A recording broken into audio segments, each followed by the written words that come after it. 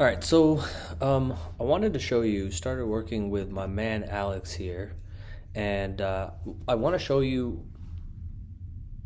how people misunderstand range of motion, tightness, and pain, and how you can actually cause change very quickly, and why that's happening. Okay, so first we're just gonna take a look at the first squats that we did when he came in. Okay,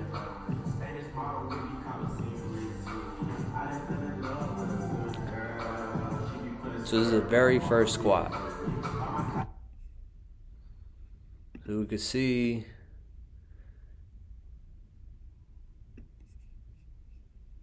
we got to about parallel. Okay, now we're gonna fast forward here. We did a bunch of stuff, and then let's see where we ended up.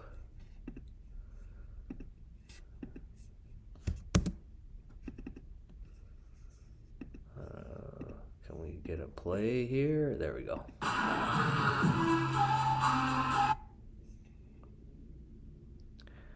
And that's literally, so we went from, let's see here. So this is pretty much almost full hamstring on calf, full range of motion in the knee, nice flat back. This is 946, and that first squat was 924. So within 20 minutes, we went from barely hitting parallel and really tentative and hesitant to we loaded it. Oh yeah. We loaded it with some weight, and we're getting full range of motion. And now, by the way, so Alex came in because number one, he had heard that I was doing ATG. He's a friend of one of my good friends who works out with me. Shout out to Zach. And he has, he's had knee stuff. He's had issues in the lower body, pain, tightness, and so what's really important to understand here is number one, that pain and tightness is protective. Okay, pain and tightness is information, and the way that most people look at it is they look at it as undesirable, so they have emotions about it, and then they avoid those things, right? There's a lot of misinformation, miseducation, misconceptions about it. But when you understand, wait, why do I have pain and tightness? Why is my range of motion limited? Well, if you understand that it's protective, then you can start to have that conversation of like, it's protecting me from what? So what do I need to do to regain access to that range of motion? I need to convince my nervous system that, hey, it's safe. Okay, so that's what it boils down to. When your nervous system thinks it's not safe to go to this point, it's going to lock you up, limit your range of motion, dial up pain signals, dial up tightness to protect you. Okay, why does it do that? Primarily two things. The two reasons it does that is number one, it doesn't sense strength, okay, in those areas, in those ranges, and it doesn't sense motor control. Strength is, both of these are actually fairly simple. Strength, that is your ability to contract a muscle or a group of muscles through a motion, right?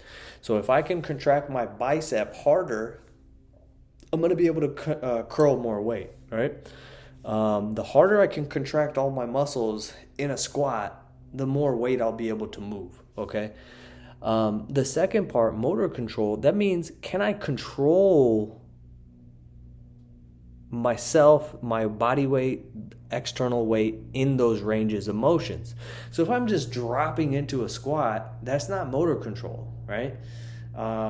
If I can control, if I can slow down and consciously control every inch of that movement, right? It's the difference between people doing curls like this and then somebody doing curls with really good technique and control, slowing it down.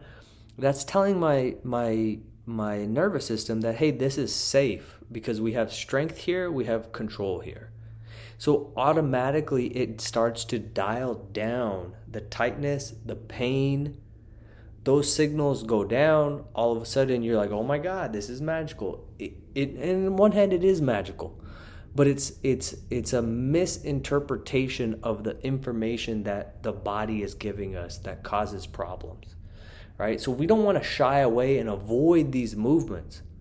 We want to understand what's going on, and then we want to give the nervous system the confidence to go there by getting stronger and having more motor control in those end ranges of motion, right?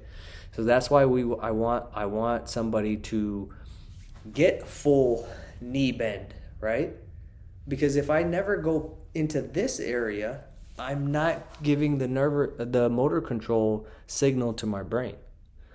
So anyways, that's that. If you have questions, as always, feel free to let me know.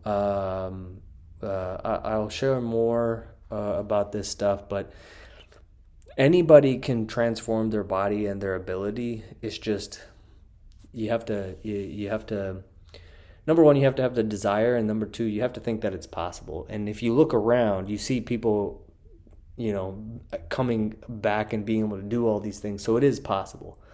So those two things combined set you on the path, right? Coach Rambier, I'm out.